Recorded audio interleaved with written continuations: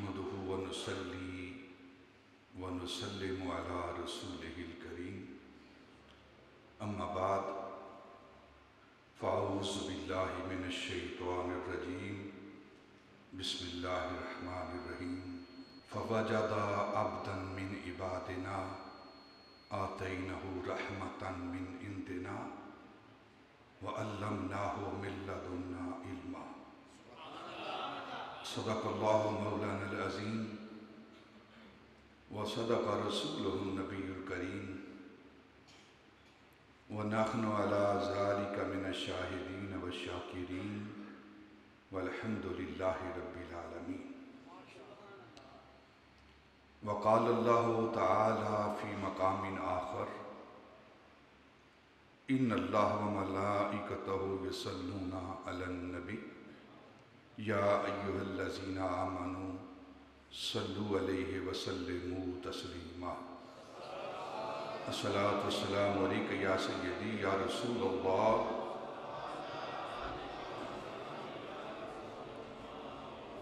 وعلى آلك وأصحابك يا سيدي يا حبيب الله الصلاة والسلام عليك يا سيدي يا رسول الله وعلى آلك وأصحابك يا رحمة للعالمين. انتہائی معزز و محترم سامعین، ارباب اہل سنت، ادب خردگان نگاہ محبت،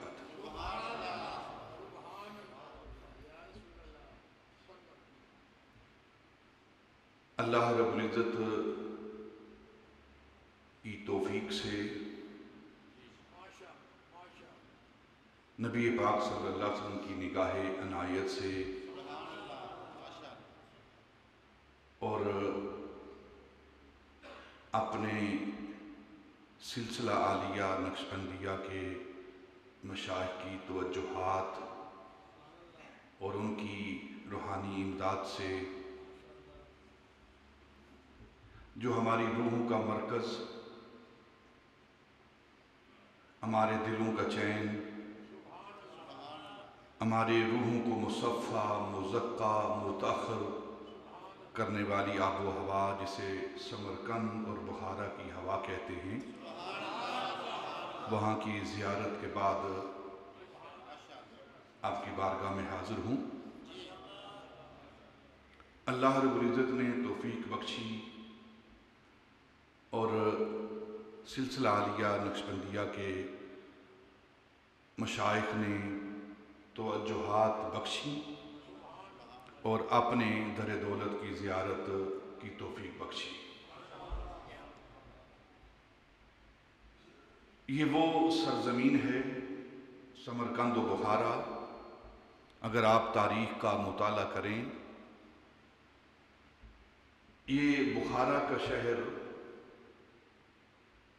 کچھ سال، 1000 سال، 2 سال، 5 سال، 100 سال، 2 صدیاں اس پر نہیں بیتی، اس پر ہزاروں صدیاں بیتی ہیں، ہزاروں سال بیتے ہیں۔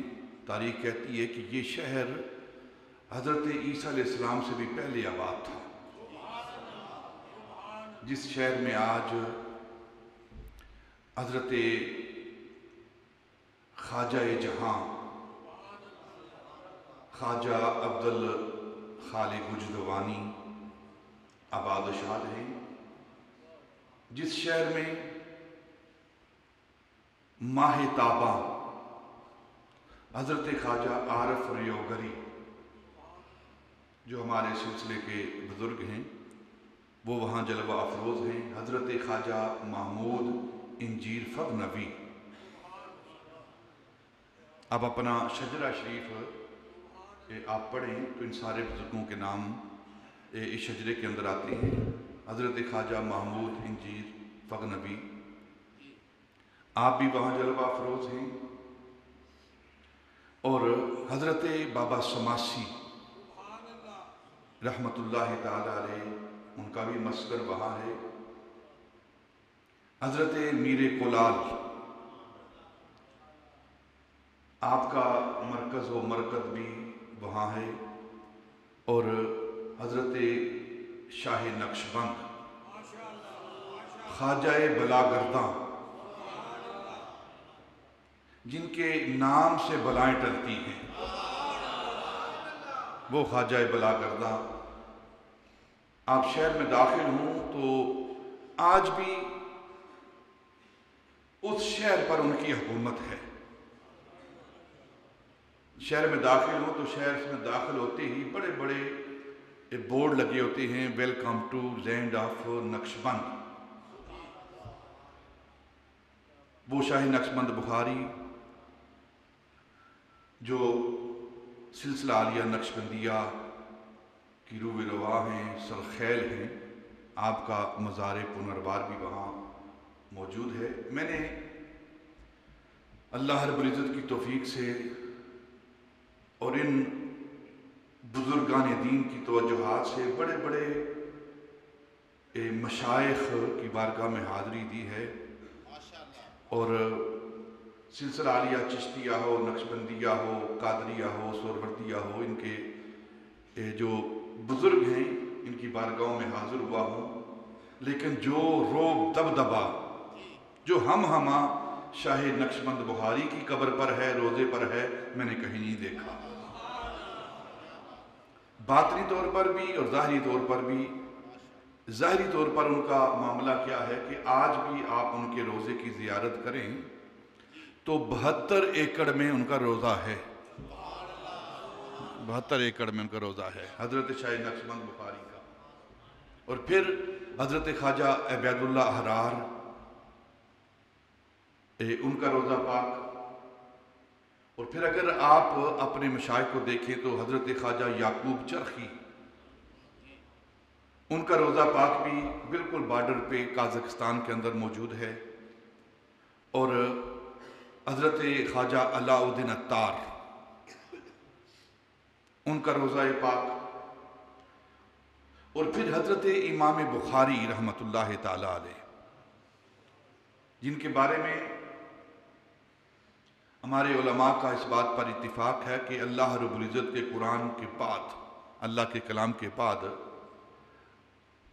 حدیث کی کتابوں کے اندر جو سب سے بڑا مرتبہ اور مقام ہے وہ حضرت امام بخاری رحمۃ اللہ تعالی علیہ کی الصحیح البخاری ہے، بخاری شریف کا مرتبہ ہے۔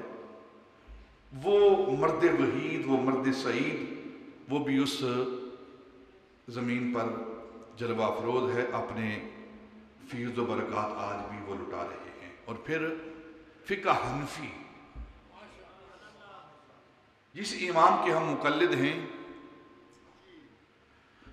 اس فقہ حنفی کے ایک بہت بڑے عالم، بہت بڑے شیخ، بہت بڑے محدث، بہت بڑے مفسر حضرت امام سرخسی، جو فقہ کی کتابوں کے ساتھ تعلق رکھنے والے ہیں، کتاب المبسوط،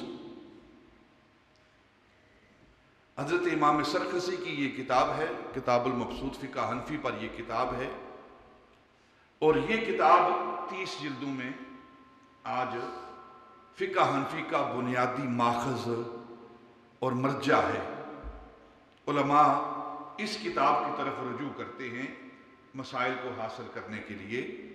اور یہ کتاب انہوں نے جب بادشاہ وقت کے ساتھ ان کا کچھ معاملہ ہوا تو بادشاہ نے، حاکم وقت نے سزا دی اور انہیں ایک کنویں کے اندر پھینک دیا گیا، بغیر کسی کتاب کے، بغیر کسی لائبریری کے 30 جلدوں کی یہ کتاب آپ نے کنویں کے اندر بیٹھ کر اپنے شاگردوں کو املا کروائی ہے۔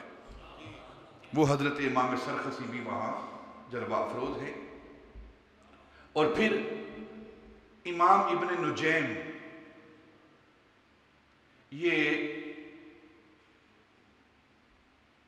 البحر الرائق جو کنز الدقائق کی شرح ہے، البحر الرائق یہ امام ابن نجیم کی ہے۔ الاشباع والنظائر یہ بھی ان کی کتاب ہے، وہ ہستی بھی وہاں جلوہ افروز ہے۔ اور پھر آپ فقہ حنفی کا ایک بنیادی ماخذ فتاوی قاضی خان جسے کہتے ہیں، اس صاحب فتاوہ قاضی خان کی قبر بھی وہاں موجود ہے، اور بہت سارے ہمارے علماء محدثین وہاں موجود ہیں، اور پھر ہمارے عقیدے کے امام علماء متکلمین میں سے حضرت امام ابو منصور ماتوریدی، ہم سب ماتوریدی ہیں، کون ہیں ہم؟ دو بڑے امام ہیں علم عقائد کے، علماء متکلمین میں سے دو بڑے علماء ہیں، ایک حضرت امام ابو الحسن اشعری رحمۃ اللہ تعالی علیہ، اور دوسرے امام ابو منصور ماتوریدی۔ یہ دو بڑے ہمارے امام ہیں عقائد کے حوالے سے، ہم عقائد میں ان کی تقلید کرتے ہیں، فقہ میں فروحات میں ہم حضرت امام ابو حنیفہ، امام شافعی، امام احمد بن حنبل اور امام مالک رضی اللہ تعالی عنہم کی تقلید کرتے ہیں، فروحات میں، معاملات میں، عبادات میں، اور عقائد میں، اصول میں ہم تقلید کرتے ہیں ان دو ائمہ کی، ایک ابو الحسن اشعری اور ایک حضرت ابو منصور ماتوریدی رضی اللہ تعالیٰ عنہما۔ یہ دو امام ہیں،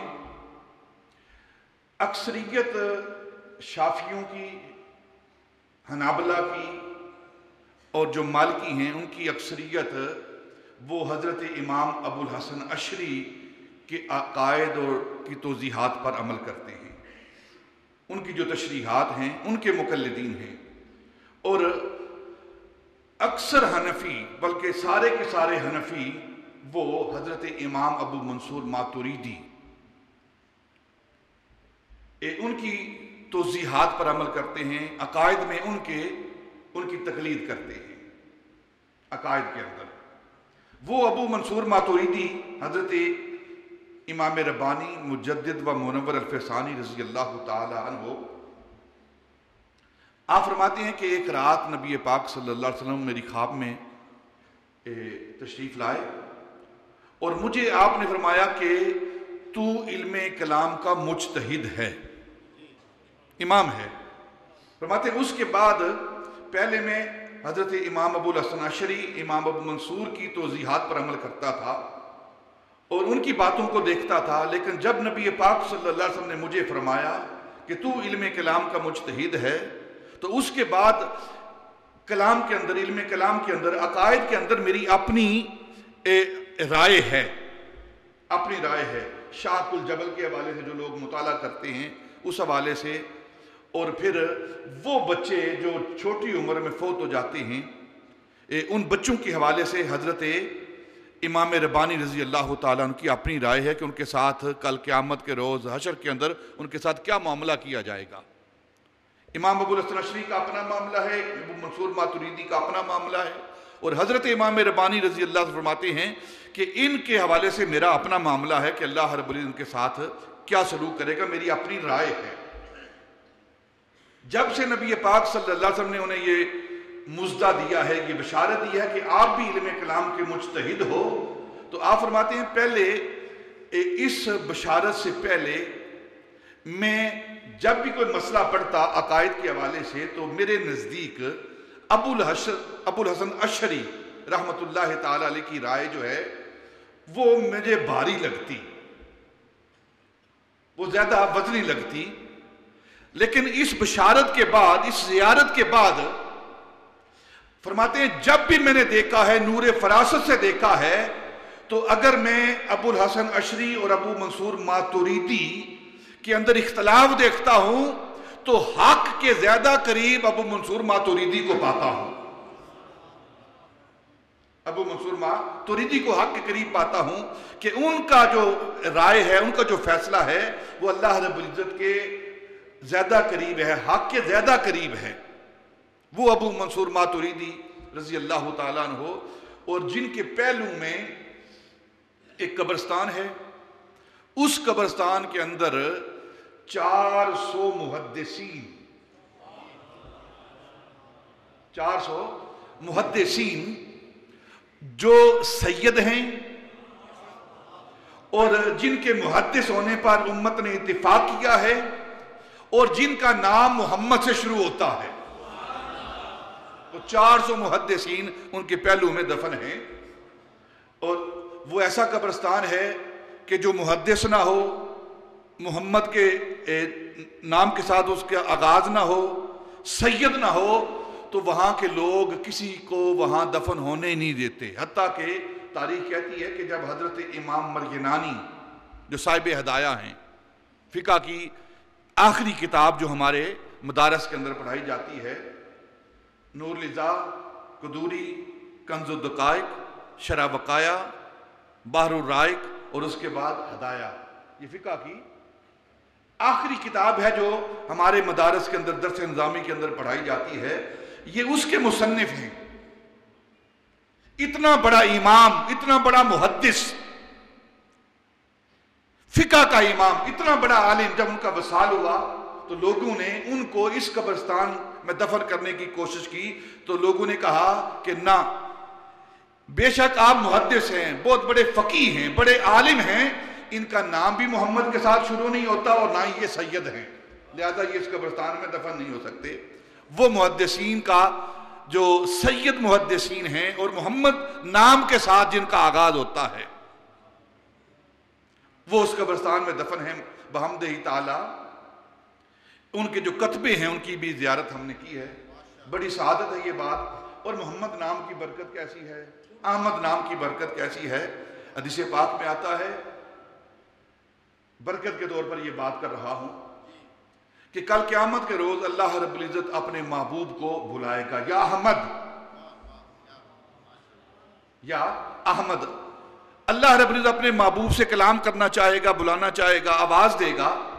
تو اس مجمع کے اندر جتنے بھی احمد ہوں گے، اس لیے ہمارے علماء کہتے ہیں اپنے نام کے ساتھ محمد اور احمد لکھا کرو. اس مجمع کے اندر، مجمع حشر کے اندر جتنے بھی احمد ہوں گے وہ سارے کھڑے ہوں گے، یا اللہ حاضر لبیک. اللہ فرمائے گا میں نے تو اپنے محبوب کو آواز دی ہے، اپنے محبوب کو پکارا ہے. اچھا تمہارا نام بھی احمد ہے، میرے محبوب کے ساتھ تمہارے نام کی نسبت ہے. اچھا میں خدا اعلان کرتا ہوں میں نے سب کی بخشش کر دی ہے. حدیث پاک میں آتا ہے، اللہ فرمائے گا میں نے سب کی بخشش کر دی ہے کیونکہ تمہارا نام میرے محبوب کے نام کے ساتھ ملتا ہے. اتنے محدثین وہاں. یہ ہماری تاریخ ہے، یہ وہ جگہ ہے سمرقند و بخارا جو ہمارا مرکز ہے، اسلام کا مرکز رہا ہے. اسلام کا سورج یہ مکہ اور مدینہ سے طلوع ہوا، اسلام کا درخت یہ مکہ اور مدینہ سے پروان اگا، اور اس کی پرورش ماوراء النار کے علماء نے کی ہے. آپ سیاستہ کی جو کتابیں ہیں، 6 کتابیں، ان کے سارے مصنفین ادھر کے ہیں، عربی نہیں ہیں. بخاری شریف جو سب سے اصح کتاب ہے حدیث پاک کے اندر، اور قرآن پاک کے بعد جس کا رتبہ اور مرتبہ ہے، اس کے مصنف اور اس کے جمع کرنے والے جامع حضرت امام بخاری رحمۃ اللہ تعالی علیہ، وہ بھی اسی علاقے کے. امام ترمذی اس علاقے کے ہیں. امام مسلم جو حدیث پاک کی صحیح مسلم جسے آپ کہتے ہیں، وہ بھی سجستان کے ہیں، وہ بھی اسی علاقے کے ہیں، عرب سے باہر ہیں وہ. یہ ابو داؤد وہ بھی وہاں کے ہیں. اور امام نصفی جو آپ عقائد کی کتابیں پڑھتے ہیں، امام عمر نصفی، امام تفتزانی، یہ سارے عقیدے کی بات ہو، تفسیر کی بات ہو، عقائد کی بات ہو، روحانیت کی بات ہو، روح کے معالج بھی وہاں ہیں، عقیدے کے معالج بھی وہاں ہیں، علم کے معالج بھی وہاں ہیں. ایسی سرزمین ہے. یہ ہماری تاریخ بڑی بڑی ہے، اور یہ اسلام کا بنیادی مرکز تھا یہ علم پھیلانے کے لیے.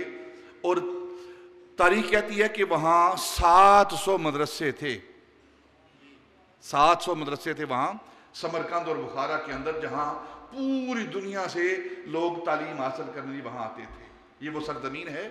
اللہ ہم سب کو اس سرزمین کی زیارت کرنے کی توفیق عطا فرمائے. اور انوار و تجلیات حاصل کرنے کی توفیق عطا فرمائے۔ یہ بہت بڑی سعادت ہے، اللہ رب العزت کی توفیق سے یہ حاصل ہوئی ہے، اور اس پر لاکھ لاکھ شکر ہے اللہ رب العزت کی ذات کا، اور لاکھ لاکھ سلام ہے نبی پاک کی ذات پر، اور لاکھ لاکھ دعائیں ہیں ان اولیاء اللہ کی بارگاہوں میں جنہوں نے یہ توفیق ہمیں بخشی ہے۔ اللہ ہم سب کو ایسے فیوضات و برکات حاصل کرنے کی توفیق عطا فرمائے۔ ماہ سفر المظفر، یہ جو ماہ مبارک ہے، یہ اولیاء اللہ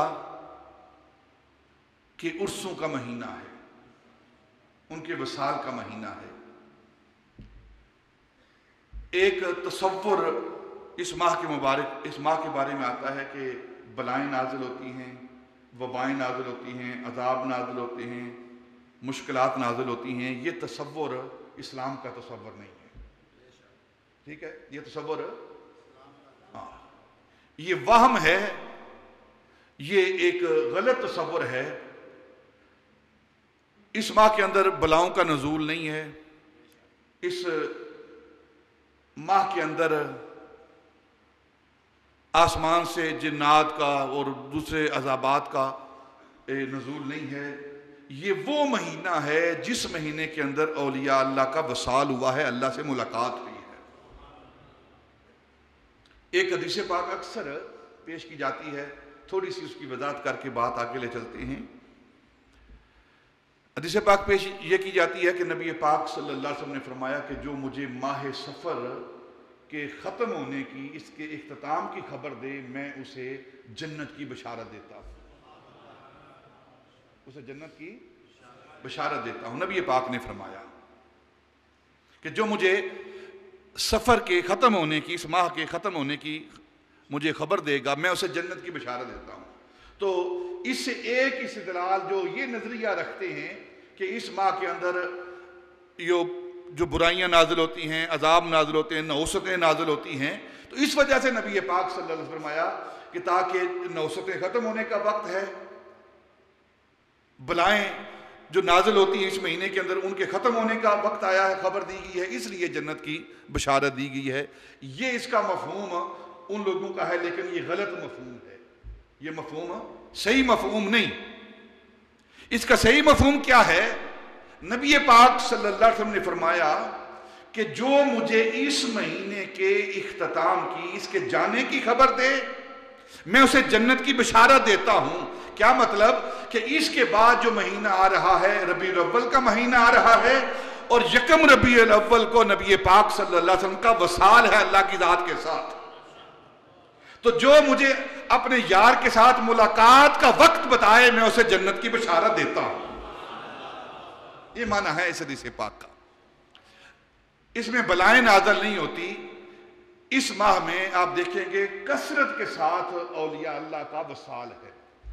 امام حسن رضی اللہ تعالیٰ عنہ جو اہل بیت کے دوسرے امام ہیں، حضرت امام حسین کے بڑے بھائی، حضرت مولا علی کے صاحبزادے، ان کا وصال اس ماہ کے اندر ہے۔ حضرت امام باقر رضی اللہ تعالیٰ عنہ، ان کا وصال مبارک اس ماہ کے اندر ہے۔ حضرت امام موسیٰ کاظم رضی اللہ تعالیٰ عنہ، ان کا وصال اس ماہ کے اندر ہے۔ اور پھر آپ وقت کے اولیاء کو دیکھیں، حضرت خواجہ سلیمان توسوی رحمۃ اللہ تعالیٰ علیہ، ان کا وصال اس ماہ کے اندر ہے۔ خواجہ شمس الدین سیالوی رحمۃ اللہ تعالیٰ علیہ، ان کا وصال اس ماہ کے اندر ہے۔ اور حضرت امام نووی،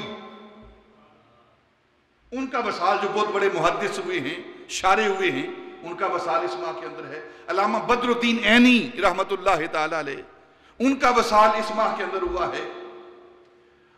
حضرت بہاؤالدین زکریا ملتانی، ان کا وصال اس ماہ کے اندر ہوا ہے۔ محمود غزنوی کا وصال اس ماہ کے اندر ہوا ہے۔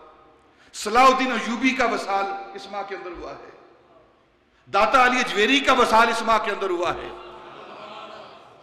حضرت امام ربانی رضی اللہ تعالیٰ کا وصال اس ماہ کے اندر ہوا ہے۔ پیر میر علی گولڑوی کا وصال اس ماہ کے اندر ہوا ہے۔ اعلیٰ حضرت فاضل بریلوی کا وصال اس ماہ کے اندر ہوا ہے۔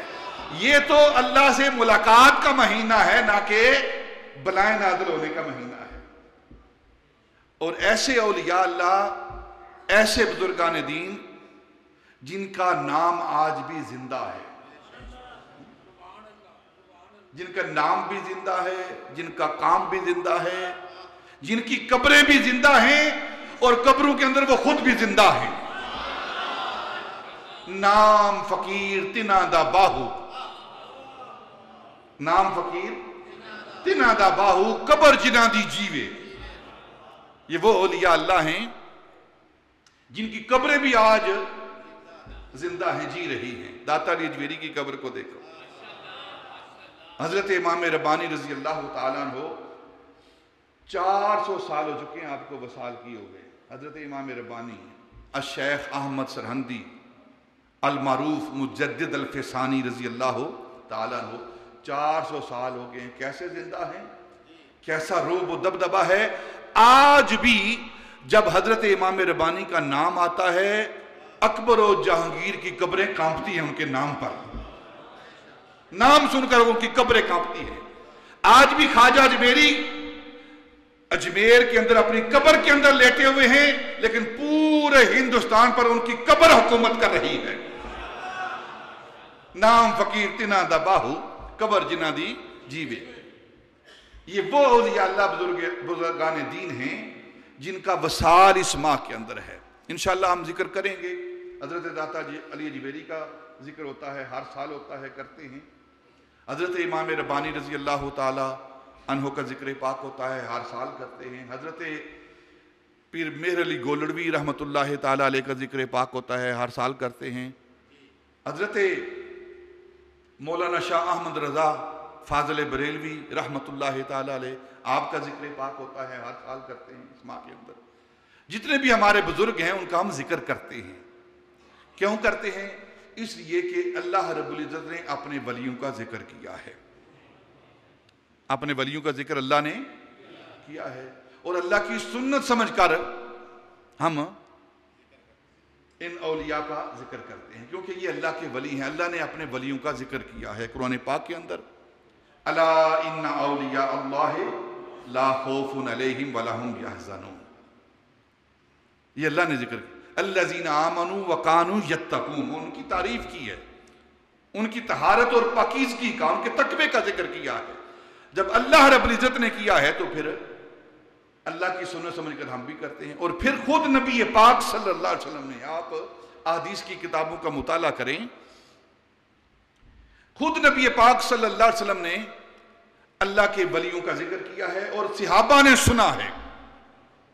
تو اللہ کے ولیوں کا ذکر کرنا یہ اللہ کی سنت ہے، مصطفیٰ کی سنت ہے، اور پھر اللہ کے ولیوں کا ذکر سننا یہ صحابہ کی سنت ہے۔ ہم صحابہ کی سنت پر عمل کر رہے ہیں، نبی پاک کی سنت پر عمل کر رہے ہیں، اور اللہ رب العزت کی سنت پر عمل کر رہے ہیں۔ قرآن پاک کا مطالعہ کریں، حضرت خضر علیہ السلام کا ذکر ہوا ہے۔ کچھ محققین کی رائے یہ ہے وہ اللہ کے نبی ہیں، کچھ کہتے ہیں وہ اللہ کے ولی ہیں۔ نبی ہیں پھر بھی ذکر ہے، ولی ہیں پھر بھی ذکر ہو رہا ہے، اللہ کر رہا ہے۔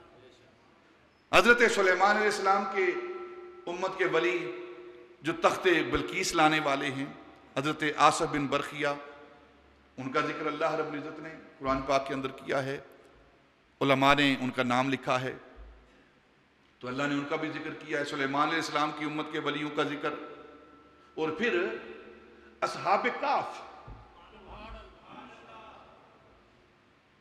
فوجد عبدا من عبادنا آتیناہ رحمتا من عندنا وعلمناہ من لدنا علما، ان کا ذکر اللہ رب العزت اصحاب کاف کا وہ قرآن کے اندر کر رہا ہے۔ وہ بھی عیسیٰ علیہ السلام کی امت کے ولی تھے۔ تو گویا ساری امتوں کے ولی ہوئے ہیں، لیکن ساری امتوں کے ولی ایک طرف اور امت محمدیہ کے ولی ایک طرف، امت محمدیہ کے ولی ایک طرف، یہ ان کی شان اور مرتبہ ہے۔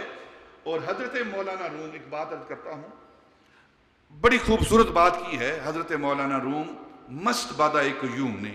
آپ فرماتے ہیں کہ بدبخت ہیں وہ لوگ جو صرف مسجدوں کا تو احترام کرتے ہیں، تعظیم کرتے ہیں، لیکن اللہ رب العزت کے ولیوں کی توہین کرتے ہیں۔ وہ مسجدوں کا تو احترام کرتے ہیں، تعظیم کرتے ہیں، اور اللہ کے جو ولی ہیں، اس کے دوست ہیں، ان کی توہین کرتے ہیں۔ فرماتے ہیں کہ یہ جو مسجدیں ہیں ان کی نسبت اللہ رب العزت کی طرف مجازی ہے، اور حقیقی نسبت وہ اولیاء اللہ کے قلوب ہیں، ان کے دل ہیں۔ جو حقیقی مسجدیں ہیں وہ اولیاء اللہ کے دل ہیں، تو حقیقی طور پر ان کی تعظیم و تکریم کرنی چاہیے۔ یہ نسبت تو جو مسجد کی نسبت ہے یہ مجازی نسبت ہے اللہ کی طرف، حقیقی نسبت نہیں ہے، یہ مجازی نسبت ہے۔ حقیقی نسبت وہ اولیاء اللہ کے قلوب ہیں، وہ دل ہیں جس دل میں اللہ رب العزت اپنی شان کے مطابق، اپنی تجلیات کے مطابق اپنا مسکن کیے ہوئے ہے، جو دلوں میں، گھروں میں، مسجدوں میں، بیت اللہ میں رہنے سے پاک ہے۔ اور خود حدیث پاک ہے، حدیث قدسی، اللہ فرماتا ہے اگر مجھے تلاش کرنا ہے نا تو ٹوٹے ہوئے دلوں میں تلاش کرو، ٹوٹے ہوئے دلوں میں تلاش کرو، میں ٹوٹے ہوئے دلوں میں ملتا ہوں۔ حضرت بایزید بسطامی رضی اللہ تعالیٰ عنہ، آپ فرماتے ہیں مجھے خبر پہنچی، میں نے پڑھا، قرآن پاک کو پڑھا، احادیث کو پڑھا، علماء سے، صوفیاء سے میں نے سنا کہ اللہ رب العزت عرش پر رہتا ہے، اور قرآن نے بھی بیان کیا ہے الرحمن علی العرش استوا۔ کہتے ہیں ایک دن میں نے روحانی پرواز کی، پرواز کرتا کرتا کرتا کرتا کرتا حضرت بایزید بسطامی کہتے ہیں میں عرش پر پہنچا، تو میں نے عرش سے سوال کیا، میں نے سنا ہے، مجھے خبر پہنچی ہے کہ میرا یار تیرے پاس رہتا ہے، میرا محبوب تیرے پاس ہے، اس کا مسکن یہ ہے۔ تو آپ فرماتے ہیں مجھے حیرت سے عرش نے جواب دیا کہ باجدی تم وہاں سے آئے ہو تلاش کرتے کرتے کرتے، اور تمہیں یہ خبر پہنچی ہے کہ تیرا یار، تیرا محبوب عرش پہ رہتا ہے، اور ہم عرش والوں کو یہ خبر پہنچی ہے کہ ہمارا یار وہ بایزید کے دل میں رہتا ہے۔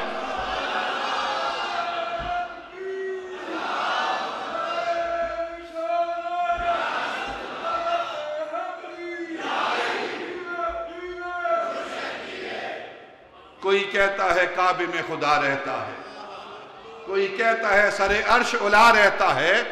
ہم فقیروں کا یہ عقیدہ ہے کہ وہ معبود عظیم اپنے محبوب کے جلووں میں چھپا رہتا ہے۔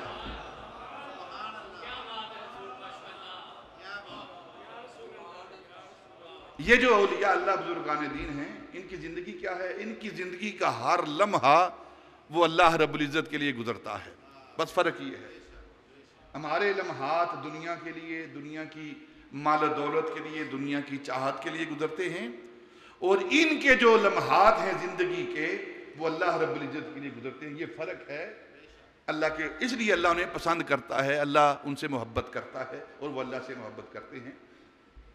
حدیث پاک ہے، ایک شخص اپنے گھر سے نکلتا ہے، حضرت ابو ہریرہ رضی اللہ تعالیٰ عنہ اس حدیث پاک کے راوی ہیں۔ ایک شخص اپنے گھر سے نکلتا ہے، دل کے اندر یہ ارادہ کرتا ہے کہ میں اللہ کے فلاں دوست سے، فلاں بندے سے جا کر ملاقات کرتا ہوں، ملتا ہوں۔ یہ اس نے ارادہ کیا۔ اللہ رب العزت نے ایک فرشتے کو حکم دیا کہ تو انسانی شکل میں متشکل ہو کر اس جو آدمی اپنے گھر نکلا ہے، گھر سے چلا ہے، میرے ایک ولی کی زیارت کے لیے تو اس کے راستے میں بیٹھ جا کر۔ وہ فرشتہ راستے میں بیٹھ گیا، وہ بندہ آیا تو اس فرشتے نے جو انسانی شکل میں تھا، حدیث پاک ہے یہ، حضرت ابو ہریرہ رضی اللہ تعالیٰ عنہ اس کے راوی ہیں،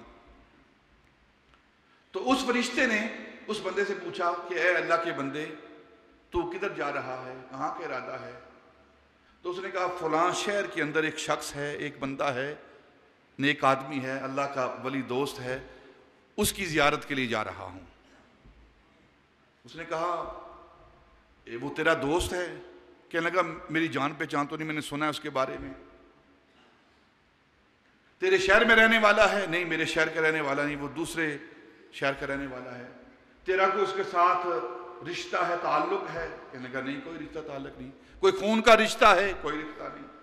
پھر کیوں جا رہا ہے؟ فقط اللہ رب العزت کی رضا کے لیے جا رہا ہوں. میں نے سنا ہے کہ وہ اللہ کا دوست ہے، وہ اللہ کا دوست ہے، اللہ کا ولی ہے. بس میرا کوئی ذاتی اس کے ساتھ تعلق نہیں، کوئی لین دین نہیں، اس نے مجھ پر کوئی احسان نہیں کیا، میرا کوئی اس کے ساتھ رشتہ نہیں ہے، خونی رشتہ نہیں ہے، رشتہ داری نہیں ہے، میرا شہر کے رہنے والا نہیں ہے. بس اتنا ہے کہ وہ اللہ کا دوست ہے، اللہ کا ولی ہے. اس نیت کے ساتھ اللہ کی محبت لیے ہوئے اللہ کے اس ولی کے ساتھ ملنے کے لیے جا رہا ہوں. تو فرشتے نے کہا کہ مجھے اللہ نے حکم دیا ہے کہ میں یہ شکل اختیار کر کے تجھ سے سوال کروں. اور اللہ فرماتا ہے اس بندے کو بشارت دے دے، یہ میرے لیے اس بندے سے محبت کرتا ہے اور میں خدا اس سے محبت کرتا ہوں. جو اللہ کے ولیوں کے ساتھ محبت کرتا ہے اللہ ان سے محبت کرتا ہے، اللہ ان سے محبت کرتا ہے. حضرت باجدید بسطامی کی اور بات کر دیتے ہیں. آپ فرماتے ہیں کہ ایک دن میں اللہ کی بارگاہ میں نے سوال کیا، اس کی بارگاہ میں حاضر ہوا عالم تخیل میں. تو میں نے عرض کی یا اللہ یہ دنیا کے اندر لوگ ایک دوسرے کو مار دیتے ہیں، قتل ہو جاتے ہیں، جان دے دیتے ہیں، تو ان کا قصاص ہے، دیت ہے. تو جو لوگ تیری رضا کے لیے، تیری محبت میں، تیری چاہت میں، تیرے عشق میں اپنی جان دے دیتے ہیں تو ان کے لیے کیا ہے؟ یہ حضرت بایزید بسطامی رضی اللہ تعالیٰ عنہ سرخیل نقشبندیہ، نقشبندیوں کے امام ہیں، یہ اولیاء کے امام ہیں. تو میں نے سوال کیا یا اللہ جو دنیا کے اندر قتل ہو جاتے ہیں، جان دے دیتے ہیں، مر جاتے ہیں، ان کی تو دیت اور قصاص ہے، تو جو تیرے نام پر، تیری محبت میں، تیرے عشق میں، تیری جستجو میں جد و جہد کرتے ہوئے، مشقت کرتے ہوئے، تیری دید کی لگن میں وہ جو اپنی جان دیتے ہیں ان کے لیے کیا ہے؟ تو آپ فرماتے ہیں اللہ رب العزت کی طرف سے مجھے الہام ہوا باجدید جو دنیا کے لیے مرتے ہیں ان کو قصاص ملتا ہے، ان کو دیت ملتی ہے، وہ مال و دولت لے کر راضی ہو جاتے ہیں. ان دنیا دار لوگوں کے لیے مال و دولت ہے، بدلہ ہے، قصاص و دیت ہے، اور دنیا کا مال و دولت لے کر مطمئن ہو جاتے ہیں اور وہ راضی ہو جاتے ہیں.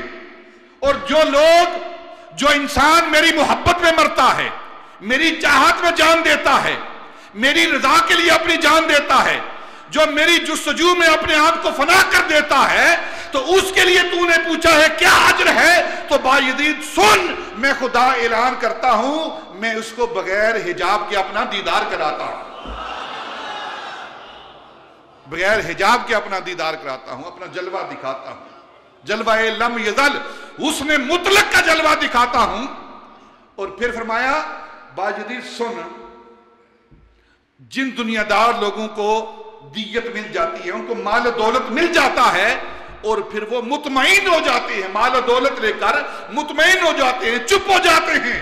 لیکن جن کو میں اپنا دیدار دیتا ہوں وہ مطمئن نہیں ہوتے، ان کے اندر اضطراب بڑھتا ہے، طلب بڑھتی ہے، اور جب وہ میرے حسن کے جلووں کو دیکھ کر مدہوش ہوتے ہیں اور پھر ہوش میں آتے ہیں تو حال من مزید کا وہ نعرہ لگاتے ہیں یا اللہ اپنا دیدار ایک بار پھر کرا،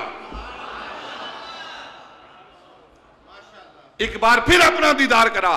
میں پوچھتا ہوں میرے بندوں میں نے تجھے اپنا دیدار کرا دیا ہے، اب کیا چاہتے ہو؟ جنت کی نعمتیں لے لو، جاؤ جنت کے اندر اپنی نعمتوں کو لے کر ان سے متمتع ہو جاؤ. وہ فرماتے ہیں میں جنت کی نعمتیں نہیں چاہیے، ایک بار پھر دیدار کرا. جب بھی انہیں ہوش آتی ہے پھر یہی طلب کرتے ہیں، پھر یہی طلب کرتے ہیں کہ ایک بار اپنا جلوہ دکھا. اور پھر اللہ نے فرمایا اس پر ایک اور بات تجھے باجدید کہتا ہوں کہ دنیا کا شخص جو دنیا کے لیے دنیا کے اندر قتل ہو جاتا ہے اور اس کی دیت جب اسے مل جاتی ہے تو اس دیت کے ملنے کے بعد قصاص کے ہونے کے بعد وہ جو جس کی وجہ سے دیت اور قصاص ہوا ہے جو مردہ ہے اس کے جو لواحقین ہیں ورثاء ہیں وہ تو مطمئن ہو جاتے ہیں لیکن وہ زندہ نہیں ہوتا جو مر گیا ہے وہ زندہ نہیں ہوتا بس اس نے جان دے دی ہے اس پر موت آ گئی ہے لیکن جنہیں میں اپنے دیدار کا جلوہ دیتا ہوں جو میرے نام پر مرتے ہیں میرے نام پر مٹتے ہیں میری جستجو اور طلب کے اندر اپنی جان دے دیتے ہیں میں انہیں جلوہ دکھاتا ہوں ایسا جلوہ دکھاتا ہوں پھر وہ ہمیشہ ہمیشہ کے لیے زندہ ہو جاتے ہیں ہمیشہ ہمیشہ کے لیے وہ زندہ ہو جاتے ہیں یہی وجہ ہے کہ 1000 سال گزرنے کے بعد آج بھی داتا علی اجویری کی قبر بھی زندہ ہے اور قبر کے اندر داتا علی اجویری بھی زندہ ہے نام فقیر تنہ دا باہو قبر جنہ دی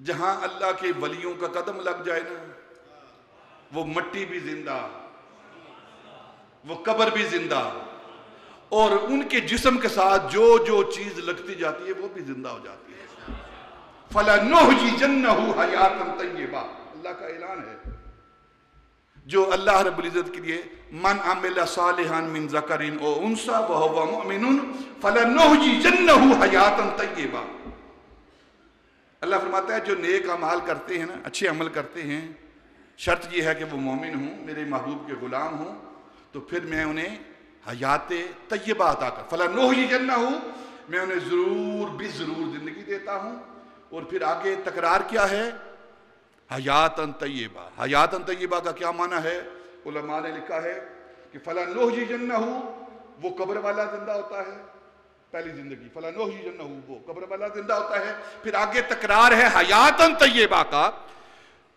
تو حیاتاً طیبہ سے کیا مراد ہے علماء نے لکھا ہے کہ حیاتاً طیبہ سے مراد اس کی قبر بھی زندہ ہو جاتی ہے اس کی قبر بھی زندہ ہو جاتی ہے آپ کہیں گے یہ مٹی کس طرح زندہ یہ ریت کے ذرات کس طرح زندہ یہ جو تابوت لکڑی ساتھ لگی وہ کس طرح زندہ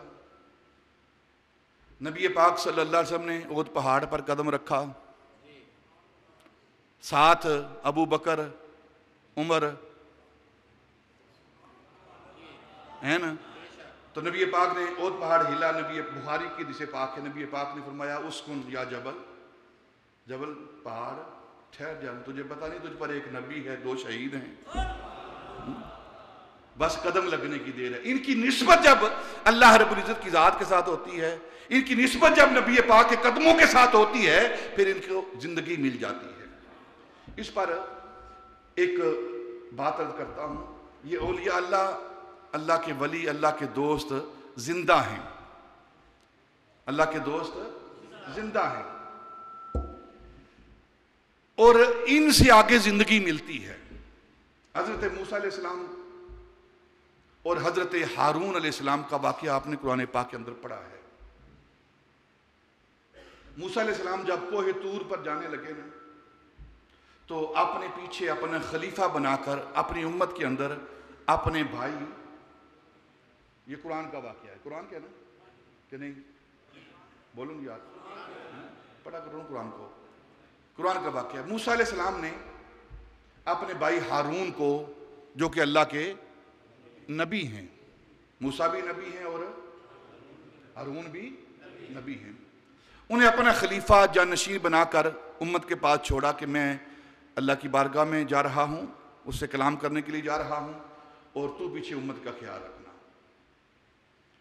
اب ہارون علیہ السلام وہ امت کا خیال رکھ رہے ہیں تو ایک شخص جسے مفسرین سامری کہا ہے اس نے لوگوں کو گمراہ کیا ورگلایا اور ایک بچھڑا تیار کیا گائے کا ایک بچھڑا وہ تیار کیا سونا اکٹھا کر کے ساری قوم سے کہا سونا لاؤ میں بچھڑا تیار کرتا ہوں پھر ہم مل کر اس کی عبادت کریں گے ساری قوم نے سونا دے دیا، بچھڑا تیار ہو گیا، اس نے بنا دیا۔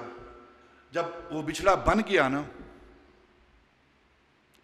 تو اب لوگوں نے کہا یہ تو بند کیا ہے لیکن یہ تو بولتے ہی نہیں، کلام ہی نہیں کرتا، یہ تو دیکھتا ہی نہیں ہے، اس کے اندر تو جان ہی نہیں ہے، تو اس کے بنانے کا کیا مطلب ہے؟ اس نے کہا اچھا اگر تم چاہتے ہو یہ بولے بھی، کلام بھی کرے، دیکھے بھی، جان بھی اس کے اندر، تو کوئی بات نہیں، یہ بھی کام کر دیتا ہوں، آپ تھوڑا انتظار کرو۔ ایک جگہ پر گیا اور ایک جگہ سے وہ خاک، تھوڑی سی مٹی اٹھا کے لایا اور اس نے اس بچھڑے کے نتنوں کے اندر وہ مٹی رکھی، خاک رکھی۔ خاک رکھنے کی دیر تھی، وہ بچھڑا جو ہے بولنے لگا، آنکھیں کھول دی اس نے، اس کے اندر جان آ گئی۔ وہ حیران پریشان ہو گئی، یہ خاک، تو علماء نے لکھا ہے وہ خاک کیا تھی، وہ خاک کس جگہ کی تھی وہ خاک، اور اس کی یہ تاثیر اسے کیسے ملی ہے؟ تو علماء نے لکھا ہے کہ اس نے ایک دن دیکھا کہ حضرت خضر علیہ السلام ایک جگہ سے گزر رہے ہیں، اس نے پہچان کر لی، اور جس جگہ خضر علیہ السلام نے قدم رکھا تھا اس قدم کے نیچے جو مٹی آئی، وہاں سے اس نے سامری نے وہ خاک اٹھائی اور سونے کے بچھڑے کے اندر وہ خاک رکھی، تو وہ بولنے لگا، اس کے اندر حیات آ گئی۔ جس جگہ خضر قدم رکھے اس خاک کے اندر یہ تاثیر آتی ہے کہ وہ بھی حیات بخش ہے۔ جب اس کی خاک حیات بخش ہے تو پھر وہ خود زندہ کیوں نہیں ہے؟ وہ خود زندہ کیوں نہیں ہے؟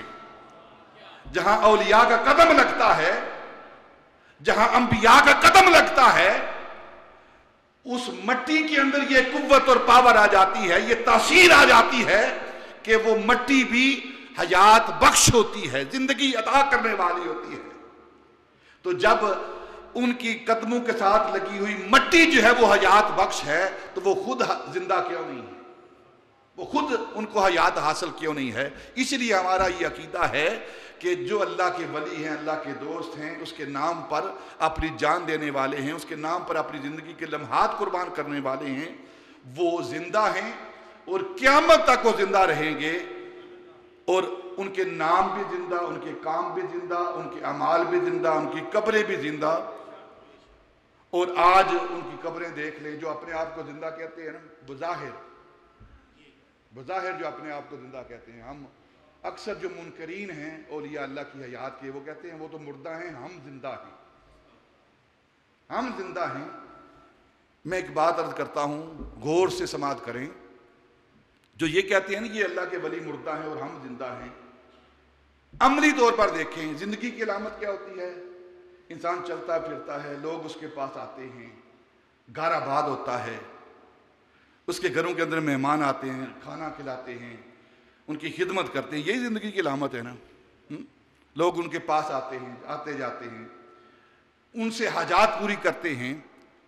یہ جو اپنے آپ کو زندہ کہنے والے ہیں اور اولیاء اللہ کو مردہ کہنے والے ہیں، ان کے اپنے گھر اتنے آباد نہیں جتنا داتا علی اجمیری کا آستانہ آباد ہے۔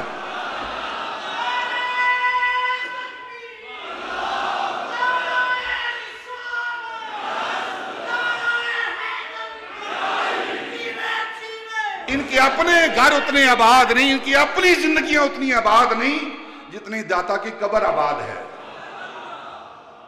روزانہ لوگ ہزاروں کی تعداد میں، لاکھوں کی تعداد میں داتا علی اجمیری کی بارگاہ میں سلام کے لیے آتے ہیں، سلام کے لیے آتے ہیں، اور جو منکر ہیں وہ بھی داتا کے لنگر پر پلتے ہیں۔